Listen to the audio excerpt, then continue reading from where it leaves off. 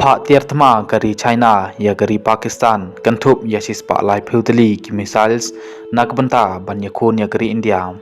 Nalai itu baka Pakistan kalayo ya kinamding balas tebit bah ki balak banset sejengai ki balak banset sesun bineng ki berkentup ya ke PL-16 kaba ka China kalapa ya ke Pakistan. Katai ke jing penpoi kalong hadin ke jing jur ke jing kanat hapan yang ke India bat ke Pakistan. Hadin ke jing tombor jong kilek no hapa halkam ha kata yo baladem ka jinglong jingman kala nang jur shu hadin ba ke India kala sim kilat kelenti ban pencintom persya ya ke Pakistan kentup ya ke jing pensange no ya ke Indus Watar Treti pat banweng no ya ke visa ya ke nong Pakistan hadin kata ke Pakistan ru kala sange no ya ke khaji ke pateng bat ke India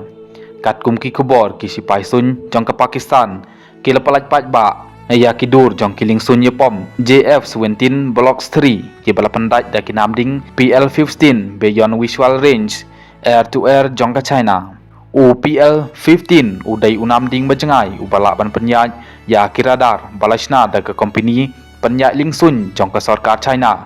ka Aviation Industry Corporations of China nda ka jingjengai ka baterai jong kitai kinamding kala ban her hadu arspa hadu laispa kilometer ya kinamding PL-15 lakhen kum ka jingma ka bakraw ya ki perlok jong ka resep ngi kentup ya kinamding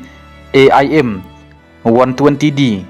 Amram jong ka US bat Metro MBDA jong ka Europe layathu shu ba kinamding kipal Aisha ka Pakistan kidai kipal shimbej na ka China People's Liberation Army Air Force omna ke export models ka balatip kum ka PL-15E layathu baga China kalapan poi ya kinamding PL-15 ki balak ban penher jengai syaka Pakistan nak benta kiling sunya pom JF-17 jongka utai PL-15 ubalashna daga China Airborne Missiles Academy kabadon haluyongs udai unamding ubatrai kampha ubal panyai da uradhar